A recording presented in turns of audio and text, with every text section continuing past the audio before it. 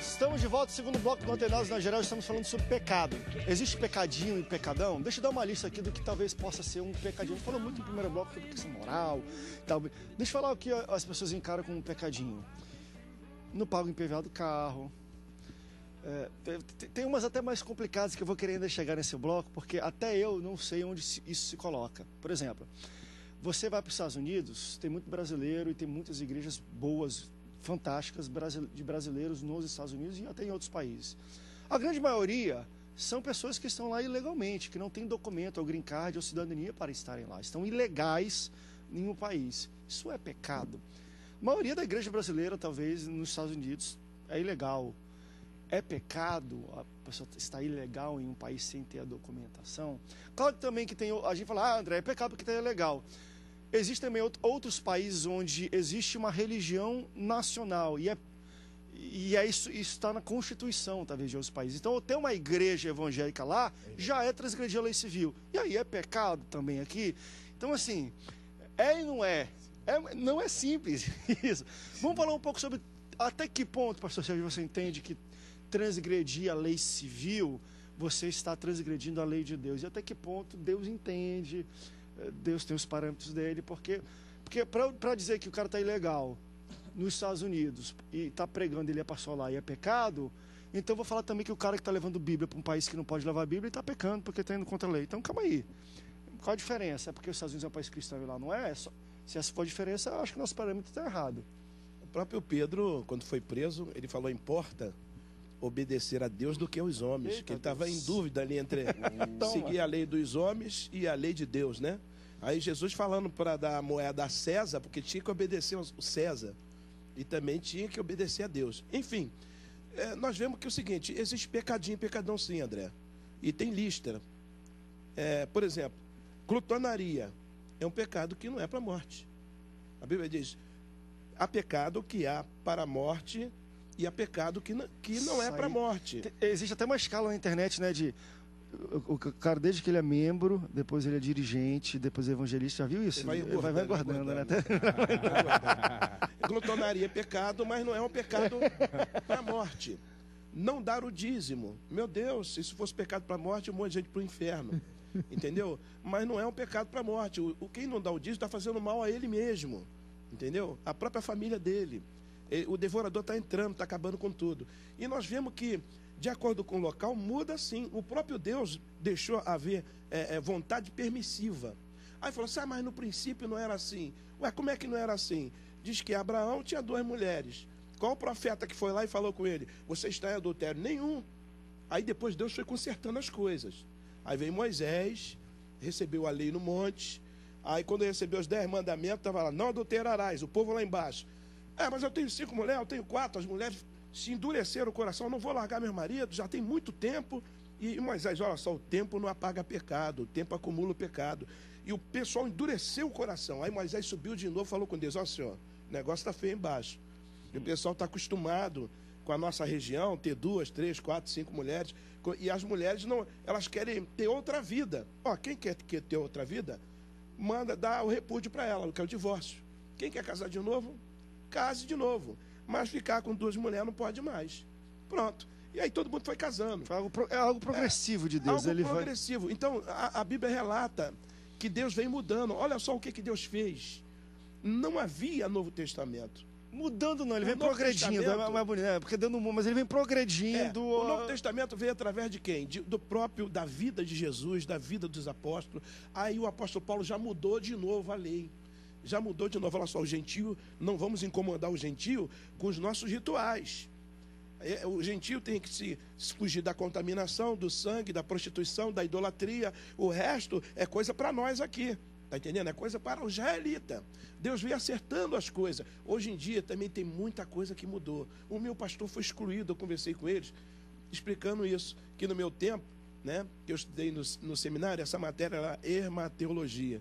Aí eu tinha, no colégio, era primário, admissão, depois da admissão tinha 2º grau, depois de 2º grau tinha pré-vestibular, depois do pré-vestibular. Aí você escolhia uma matéria, né? E você fazia. Teologia era considerado como se fosse o nível superior, né? E o pastor da minha igreja deixou de, como é que se diz? Esqueceu o chapéu. Esqueceu o chapéu, foi excluído na igreja porque esqueceu o chapéu.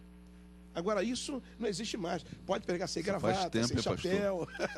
Faz Tudo mudou. É interessante. Na era de Moisés. O pastor Sérgio, ele deu um passeio e voltou para falar. De fato, André, as coisas, a nossa interpretação do que é pecado perante lei de Deus e lei civil muda, se adapta, progride ou regride. André, a minha questão é, até que ponto a gente pode chegar e falar assim, não pagar IPVA é pecado? Morar ilegal em um país é pecado. Quando morar ilegal em outros, é Deus que quer que more, Deus envia. Entendeu? São coisas... Aí tem que fazer uma comparação entre crime, transgressão da lei civil, que é o IPVA, e o pecado, transgredir a lei de Deus. No caso, a pessoa não tendo dinheiro, ela não vai pagar, mas ela vai ter que pagar depois. E não deixou de ser pecado. Aquilo não é pecado. Deixar de pagar, de não pagar completamente é que é pecado. O fato é, todos pecam. Não, sim. Não, Jesus ele diz isso, né? Olha, quem não tem pecado atire a primeira. Todos pecamos, né? Todos pecamos, a nossa natureza é pecaminosa. O grande problema do pecado é quando ele migra. Ele vira transgressão e depois vira iniquidade. O grande problema do pecado é a maldade do coração do homem. Porque você atrasar o IPVA é pecado? Porque você está transgredindo a lei. Mas o problema é quando... Uma coisa é você atrasar o IPVA porque você vive de venda e não entrou venda e você não teve dinheiro para pagar. Outra coisa é você atrasar porque você não vai pagar mesmo, porque você não quer e vai enrolar. Ou então você compra o carro financiado. Vira um hábito, né, da compra pessoa. Já com o intuito de não pagar para ficar durante aquele tempo de 1 ano na justiça, porque aí já entra a maldade do coração. E muitos... Aí já entra a avareza, que é chamada idolatria. Nós estamos na época da graça, na época do Espírito. Muitos acham que a época da graça e a época do Espírito, ela facilitou as coisas, né? Ficou mais aceitável, né? Tá mais light. Não, muito pelo contrário, o pente ficou mais fino. Porque Jesus mesmo, ele diz, olha, se alguém cobiçar a mulher do seu próximo na sua mente, já está pecando. O pecado, ele não é uma coisa que acontece de uma hora para outra, em fração de segundos. O pecado, ele tem um ciclo. Ele começa com um pensamento, vira uma ideia, desce para o coração, vira um sentimento, e de sentimento vira ato consumado. Ninguém peca. Então, Jesus, o que ele está querendo dizer? É justamente o que nós falamos no primeiro bloco. Bom senso e boa consciência para com Deus. Porque o Espírito Santo, ele já intercepta o pensamento. E é lá mesmo que ele julga. E é lá que ele julga. Porque ele sabe que o pecado, ele tem um caminho, ele tem um processo. Você, no Antigo Testamento, você tinha uma lista. E Deus sabe que negócio de lista, de pode, não pode, com o ser humano não dá. Então, na época da graça, na época do Espírito, realmente o critério ficou maior, mas a gente tem que usar o quê? Bom senso e boa consciência para com Deus. Acho que essa quinta e última aliança, que é a aliança do sangue de Jesus, da graça, o Espírito Santo está sobre nós, o único fruto que deixaram de produzir é o fruto de arrependimento.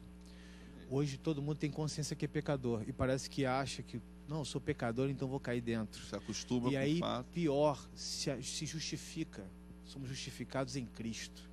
E o pecado que nós possamos produzir, que produza fruto de arrependimento genuíno.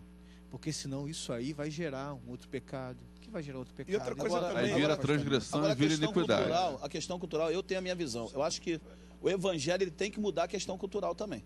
Se um país, a poligamia é cultural, a palavra de Deus condena a poligamia, aquela questão... Eu acho que essa questão missões transcultural que não interferem na cultura, depende. Quando a cultura vai contra os princípios da palavra de Deus, essa cultura tem que ser mudada através do evangelho. Tem que haver transformação, porque o princípio bíblico é o princípio maior. Paulo disse que a força do pecado é a lei. Sem lei não existe pecado.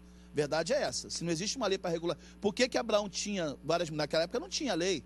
Ali era um período de um vácuo. Não existia apesar de existir a consciência. Desde que o homem nasce, ele tem uma consciência de certo e errado. O índio, por que o índio ele não maltrata a natureza? Ninguém vai lá ensinar para ele a cuidar da natureza. Porque ele nasce com uma consciência que ali ele tira o seu sustento. Então Deus já coloca dentro de cada ser humano um princípio de consciência. Mesmo que ninguém ensine ele o que é certo e errado, ele adquire isso. Agora, quando o evangelho chega a uma cultura que tem poligamia, que tem princípios antibíblicos, digamos que seja relação com o animal, zoofilia. Aí o cara fala, não, é cultura, aqui a gente tem relação com o animal, então é cultura nossa. Não, calma aí. O evangelho condena tanto a poligamia, como a zoofilia, como qualquer outro princípio. O sexo é dentro do princípio da palavra de Deus. E eu não entendo. A minha grande questão é que existem alguns níveis desse debate de cultura, de mudar ou não, que, por exemplo, eu acho que tem que ter lei, e as leis são pautadas em princípios. Só que se ela é pautada em um princípio, princípios mudam ou são flexíveis. Vamos dar um exemplo, você falou dos índios. Se eu chegar hoje e ficar nu aqui, eu estou pecando. Porque tem a questão da nudez, a questão da exposição, enfim. Índios ficam nus e eles não veem maldade um no outro porque eles não têm a maldade no coração que a gente tem quanto à nudez. E eu acho um grande pecado, às vezes o cara vai lá e você vai no meio da tribo indígena e eles estão vestindo terno e gravata. Porque o missionário vai ver a Índia nua e fala, meu Deus, cobre isso. Mas aí... Não, você está entendendo? Eu digo assim, nudez lá não é pecado. Nossa, se eu sair nu daqui na rua... O escritor de Hebreus, além de ser preso, porque existem leis civis, eu acho que eu estou transgredindo a lei de Deus. Ela instiga as pessoas a pecarem. Porque quando eu não sabia que era pecado... Mas a partir do momento que tem uma lei que diz que aquilo é pecado, eu me sinto...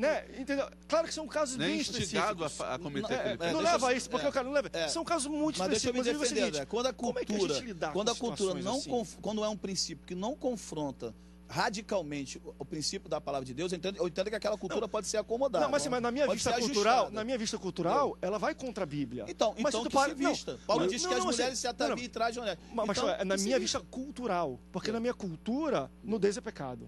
É mesmo que você falou. A pergunta é, nudez é pecado? Se você for ver na cultura indígena, não. Lá no Velho Testamento dizia o seguinte, não suba a escada... Não é para os doutores julgarem.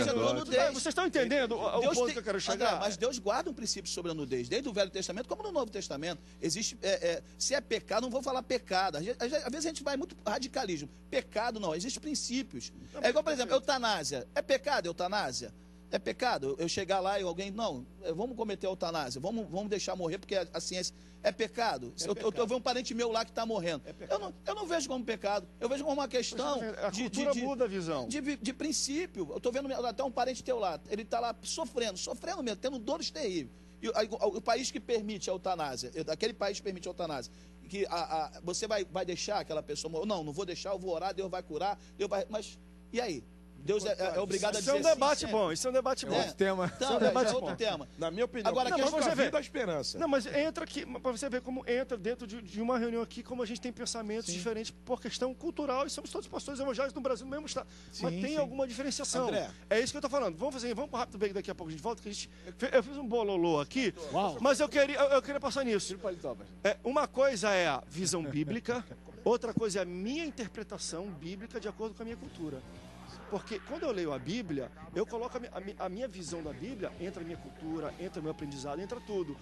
De um americano entra, de um indígena entra outro. Então, assim, a questão de, só voltar rapidinho, de nudez. A gente olha, já tem o pensamento, olha o corpo e tudo, já tem pensamento pecaminoso. O índio não tem esse tipo de percepção. Ele olha, ele não sente... É a concupiscência dos olhos, que é pecado. Concupiscência dos olhos. Mas ele, porque é normal disso, não tem isso. E aí eu vou dizer que é pecado também para ele, o que é pecado para mim. Vamos para o break daqui a pouco, gente. Não sai daí, o Antenado volta já já.